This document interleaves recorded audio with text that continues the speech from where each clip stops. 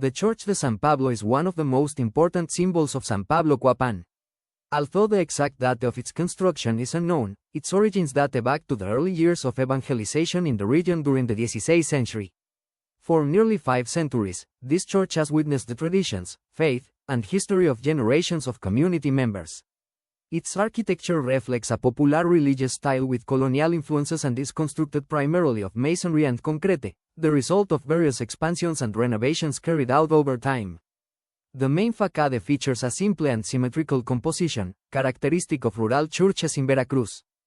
The main entrance stands out with its semicircular arch and double wooden doors, as well as a choir window above the entrance and a triangular pediment at the top. Its moldings and cornices are understated, with light colored finishes and austere decoration that prioritizes functionality over ornamentation. The bell tower forms part of the main facade and features spaces for the bells, topped by a pyramidal structure. Besides being one of the most distinctive elements of the church, it has traditionally served to announce religious festivals and important community events. The church has a rectangular floor plan with a single nave and a slightly raised chancel.